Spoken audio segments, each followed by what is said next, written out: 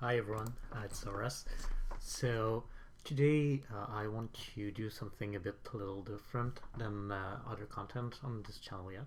It will be the first strategic video about Terra Mystica, and the topic I've choose to tackle here is how to score without earth1, because it's often a question that is asked.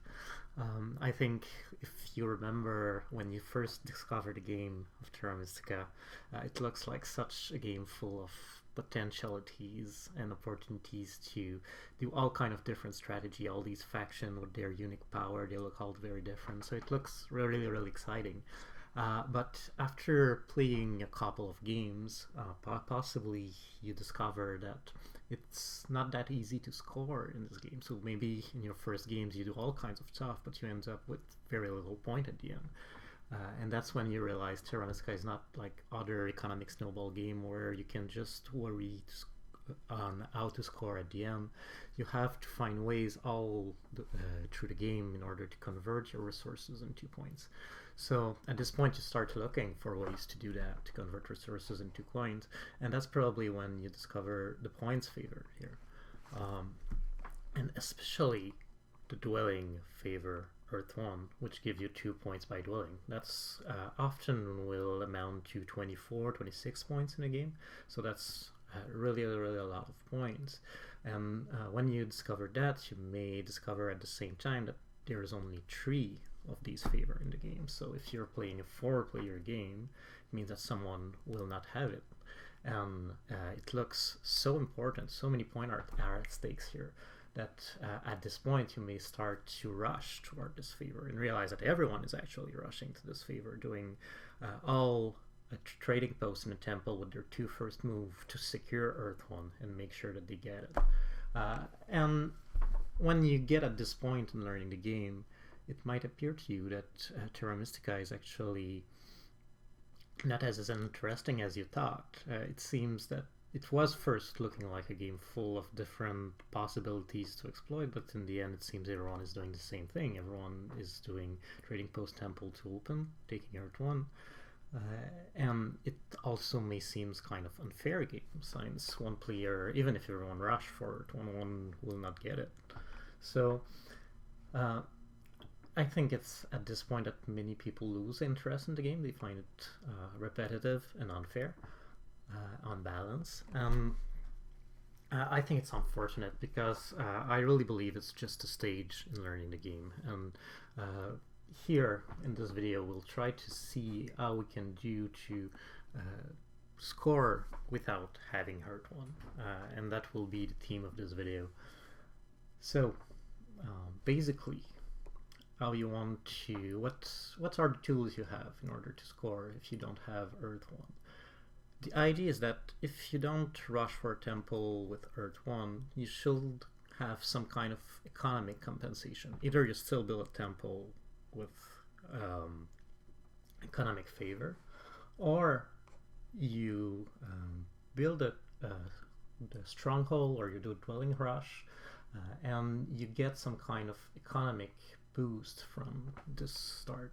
The question is how, so you'll have a slightly better economy than others, and the question is how you can use this superior economy in order to convert it into more points. And there's basically 4 or 5 ways to do that. First way, it's through network at the end of the game.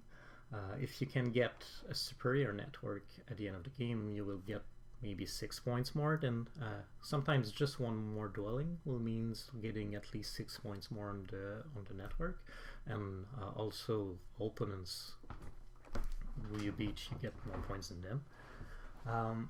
So that's the first way. Second way is through track. So if you can build more stuff because you have better economy, you might be able to use more of these different events on each round to do a little more points on each of them. Third way will be through passing bonus. So there's 4 passing bonus that gives you victory points: the stronghold, TP, dwelling, and the past shipping bonus that is not here in this game.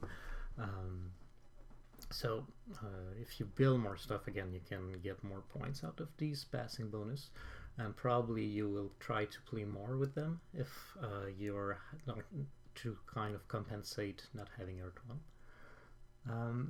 Fourth way will be to be able to build a town more. So maybe if you have a superior economy, it will help you to build your third town, which you will not have otherwise, or which would have been more difficult to get. And the last way, with some faction, you'll have some innate ways to score. For example, witches here, they have a built-in scoring tool, which is they get 5 bonus points when they build a town. So if you have economic favor, it's easier to build town, and it will be easier to exploit this bonus. Same could be said about Darklings, for example. Darklings, every time they get a priest, they use a priest to dig, which is their special ability. They get 2 points, and therefore, if you have a better economy, maybe you can produce more priests and more exploit more this ability. Other faction which have this abilities, you can think of Halflings, a bit similar to Darklings. You can think of Dwarves, who have points for using their special tunnel ability.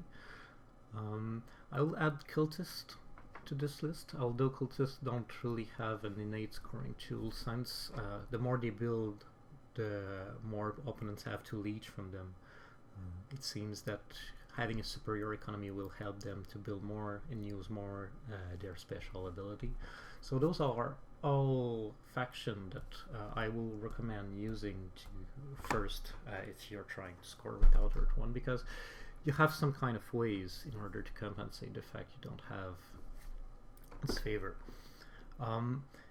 I will use this game as an example on how to do it. For that, we will be playing witches. So one faction that has this economic scoring tool built into them for each town they build. I think so. For these 5 different ways to compensate the fact that you don't have earth 1, I think the more important and more interesting, the one that required the more thought, is the track. So the network, I mean, is very good. This might be as important as the track, but there's not much to say about it. It's just about building more stuff. But the track, it requires a bit more thought. So the question here will be how we can design a plan that will help us to exploit the track in order to build more things. So if we look at this particular setup, it's arena game on Board Game Arena, so it means it's an auction game. As you've seen, we've bid quite a lot for witches, 14 points, so giants start at 30 and we start at 16, but Darklings bid even more for his faction. So I had a good feeling about witches for this game, and one of the reasons was that I felt that I could play the track very well if I do something different than going for earth 1. I thought I would do more points this way. And one of the reasons for that was that I thought there was an interesting opportunity here to open with a bunch of dwellings in round 1 and going for the stronghold in round 2. I think in this game the stronghold here is really strong. So as you see, we will use this game as an example to how to exploit the track and the setup in order to score without earth 1. One of the reasons why the Witch's Stronghold is strong here, it's because it's what you will call a low coin game. If you look at the bonus, a low coin game is a game where there's not many coins on the bonus tiles that are in the game. So the 6 coin bonus tile isn't there, and the 4 coin bonus tile isn't there either. So in Terra Mystica, usually the way the economy works, you're trying to build your economy through dwellings, which will give you workers in order to expand. But usually you don't want to build too many trading posts early. The reason for that is that the trading posts, they are expensive, and they don't give a very good income. If they just give 2 coins and 1 power, the first ones, and for the cost of them, so 2 worker, 3 coins, it's not a very good reward. Therefore, usually the strategy you'll have to take if you want to build a strong economy will be to build a bunch of dwellings and look for other sources of coins. And often the source will be bonus. It will be either bonus, either track, or sometime kind of economic favor that gives point, often Fire 1. So here we intend to use the stronghold in order to exploit the setup, and that might not be seem natural for people. If it's a low coin game, how does the stronghold help us? Well, I think the stronghold is actually a really good building in a low coin game, and yeah, so maybe you would think you should go for a temple and Fire 1 in a low coin game. But if you think about it, the stronghold of the witches, I think it's a very powerful economic stronghold, maybe the best economic stronghold of the Terra Mystica, because it helps you, it allow you to build a dwelling every round with the stronghold. And if you think about it, a dwelling costs 2 coins, so it gives you at least 2 coins every round, but also cost a worker, and a worker is at least as good as a coin because you can convert a worker into a coin. So it's at least, at the very least, as good as the 3 coin favor. And if you think about it, also you can use the stronghold the very turn that you build the stronghold, and therefore it gives you an income faster than the 3 coin favor. So it has really a lot of upside, economically speaking. And the last one of these upside is that since you can use the stronghold to build on forests around the map, you don't need to advance shipping early. You can wait. You'll see that in this game we will need 3 ships to connect, but we will have the opportunity to wait until round 6 to advance this shipping, meaning that we've saved a lot of coins in the game before we do it. So Witch's Stronghold is really good in a low coin game. Now, so in this game we'll try to design a plan that will allow us to score a lot of points even if we don't have earth1, and I think that this track is really good for that. One of the fun of trying to play without earth1 is that it forces you to try to find a plan that will match the track in order to exploit it to the maximum. You can see the track as a kind of puzzle that you're trying to solve. And the question that you're trying to solve is, in what order should I build things in order to maximize the score? What's a good building order in order to fit this track? So we'll start the game soon. Just talk about a little bit about the plan here. How can we exploit this track? So the idea here will be to use the shipping bonus, if it's still available, and it will be still available, in order to build a bunch of dwelling in round 1 and a trading post. To follow up with the stronghold in round 2, so continuing to build dwelling a bit around the map, which means that we will have a very strong worker economy at this point. We will be able to use this worker to do 1 or 2 digs round 3, and the round in which we hope to really score a lot is those 2 rounds. So round 4, trading posts. Trading posts are usually really good opportunity to score. 3 points for a trading post is good, and if you don't have earth1, you will expect to pick the water one at some points and make the most of this trading post event. And town events are also very rewarding. You can often do 10-15 points, and that will be the plan here, do, in this case we will do 10 points because we will decide on an early town, but it's possible to do, it would have been possible to plan for 3 towns in round 5. And the last round, the dwelling round, we'll probably have built so much at this point that we won't be able to exploit it much, but hopefully we have make enough points early on in order to not make this shortage so significant.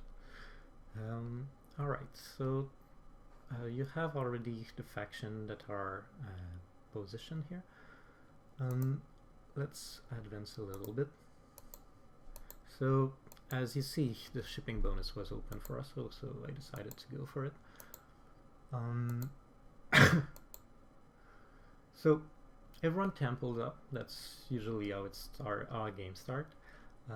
We are first player, so if we want to rush for earth1, we had the opportunity here. We didn't go for something different because earth1 was not available, but because I thought it was the strongest strategy here. But as often, when you decide to sacrifice earth1, you're looking for compensation, and one interesting compensation, as always, will be the double spade. If you can get the double spade, it's often give you kind of early economic edge that will help to kickstart your snowball economy, and that's what I'll go for here. So double spade, we kind of wall the giants here in, which was the idea here. We'll see. Oops. We'll see that open and react in kind of a way. It seems that they can believe their luck. They will all go for, they all rush for earth1, even giants here. They will usually start with a stronghold. Decided that earth1 was so valuable that you really wanted it. So everyone goes for earth1. I can speed up a little bit until the end of the round. We'll build in the opposite. We won't build any temple. We'll just continue our kind of a little dwelling rush here, trying to get to 5 dwellings down and having a 6 worker income.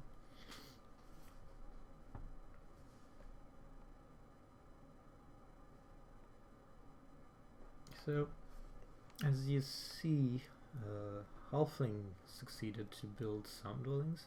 Darkling passed early because he wanted this bonus. And here we arrive at the end of the round. And if I can just stop it here, you will see that if you look at the income of everyone, we already have some very, very strong economy. With our 6 dwelling, we've produced 6 worker income here. If you compare, while Darkling they just have 2, Giant just have 2, Halfling is doing better with 4. And Halfling was probably at least 2nd best placed here in order to advance. The early dwelling that you build are really, really important to kickstart the economy. But again, we'll see some interesting factor here. So of course Giants is going for a stronghold, and on the other end, Halflings, you'll see, decide to do a sanctuary here and to go for water one. So again, the fact that there's only 3 points favored causes some kind of anxiety often in players. They are afraid that they will miss on these favored. They will so often I find people rush way too much toward points favored. You have to learn to manage this kind of anxiety. I mean, here it's so costly for Halflings to go for water one. He gets no income out of it, and as a result, his economy is really, really slowed down. You'll see on the meantime, we kind of speed up a little. In the meantime, we were lucky enough to get the 7 coin action, which was fantastic in this low coin setup. You want it as much as possible. One thing, so we continue with our plan, we get our stronghold down.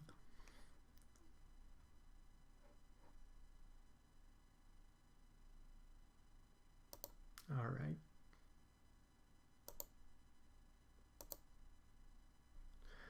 So if I've decided to drop here, perhaps it was better to go here. Honestly, thinking back, I think this was the better spot. But as you will see also, it's not a perfect game. I didn't want to use a perfect game as an example either. I think it's just important to see that it's possible to get a really good score even if you're in kind of a normal situation. So to emphasize the fact that earth1 is not necessary in order to get a good game. Also here I'll decide to go for I have the opportunity with the resource that I have left to go for a town, and I'll decide to go for it because I wanted 2 key towns that I'll take here. So it's important, I think, to realize that although we want to play the track, we don't want to be a slave of the track either. I think that, for example, here, Alflings did his sanctuary. Everyone did the big building this turn.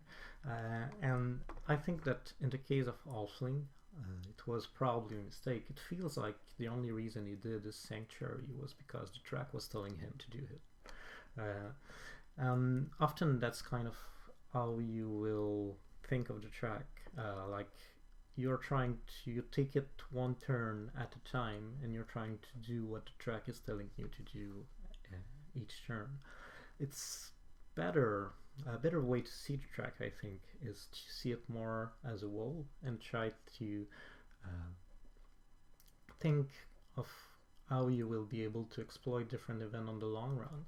So here, yeah, I got 5 points for his sanctuary, but you've used 4 workers for that.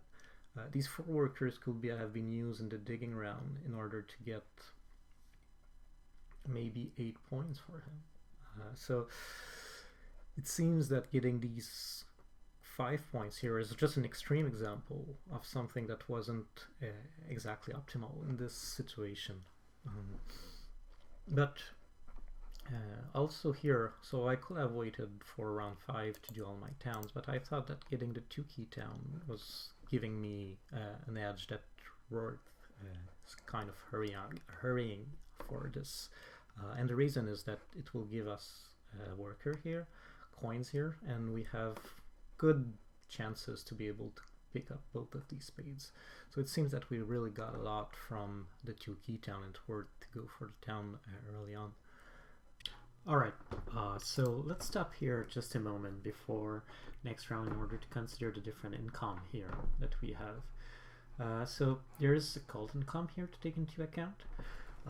It's workers from air, so we get 2. So it's Darkling, and the Halfling is getting 1. So in total we get 8 worker income and 3 powers, 2 coin.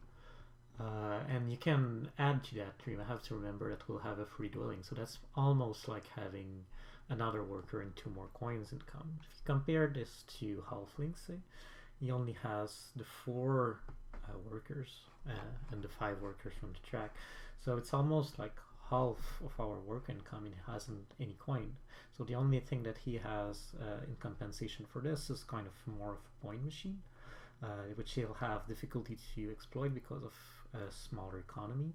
And the priest, if you look for giants, it's even worse. It's only 4 power and 1 worker right now. And Darkling is not doing great either, with only 2 workers and 4 power that he got from picking his economic favor, which was a good pick here. He wants to go up the air cult in order to get worker income. So we got 4 worker total, thanks to his advance on the air cult. And he's set to try to build some workers through his priest and try to exploit this event here. What he'll have a lot of trouble, as we'll see, is that he's starting to be really short of space around here. Alright, so I'll try to go a bit faster, just speed up the next round. As you see, we have a lot of workers here, and we'll use this worker in order to dig in this digging event. We're trying to play track again. So rather than trying to dig through action here, we'll try to dig through workers. And the idea is that since we build so many dwellings early on, we can use these workers in order to make 3-worker terraformation and save the power to use it for coins, which we might lack more. So we'll do a lot of converting power to coins in this low coin setup. So you see Darkling passed in the end, got only 3 points from his bonus. As you see, all things I think tried to block me here, didn't really help him. It will never take this hex, I think, but it wasn't a very big thing because I can try to do a town in the south here. Alright, so that's the end of the round. We'll stop here to see how things kind of evolve. Just a second. Okay. So you see we ended up building all our dwellings, meaning that we have just, if you don't consider the bonus, we have an income of 8 workers. We kind of also got 4 coins from the track. Still 2 coins here and 3 power. So if you compare to other players' worker income, there's really no comparison. Darkling is doing 4, Giants 2, and Halfling 4. So that's 10 worker, all of them. Just us, we're doing 8 workers income. That's really a big difference. So the plan for this round is simple. We'll build our first temple and use it to get water 1. So now we're starting in scoring mode, and that's when point favor, we'll focus on point favor. So we'll take water 1 and try to build at least 2 trading posts. We don't want to kill our worker economy, so at least 2 trading posts here. As you see, I think that so will other player. I think that in the end we'll have more or less the same amount of trading posts than other player. Halfling is building one here, and we'll soon build another here. I think that Darklings will build 2 and we will temple up and build 2 trading posts. So in the end it might look like that our economic gamble didn't pay off. We're way behind in score if you compare to Halflings and Giants, and in round 4 we don't build more trading posts than others, but we'll have to, when we get there, I'll stop and show you what's really the difference here. So first trading post after templing up and taking water 1. As I said, it's not a perfect game. We're a bit lucky. I think Darkling Giants could have decided to try to destroy our northern town. He rather focused on building a town of his own, which was good for us. So yeah, I think that's pretty much the end of the round here. Okay, so we were able to get a priest in order to get the spade from the cult. What you may notice, as I said, in the end I built 2 trading posts in round 4, but so did Halfling and so did Darklings here. So how can we say that our superior economy was a help? Well, the thing is, Darklings and Halflings here build 2 trading posts, and by doing so they completely killed their economy. Look at the difference in income. I still have these 8 worker income. Darkling only has 3 worker income, Halflings 2. So together they have like almost just half of my worker income. And Giants here is a bit better off with a 5 worker income, but still it's very big difference from what we get on the worker income we get. As a result, like Halflings will have very little for next turn. Continue a little bit after income. We still have like some unused resources that we'll be able to use. And while we'll be able to make the most of the town event, we'll see that other player will build maximum one town, will build two, and that's where really like this kind of strategy for us is paying. So let's see. Well,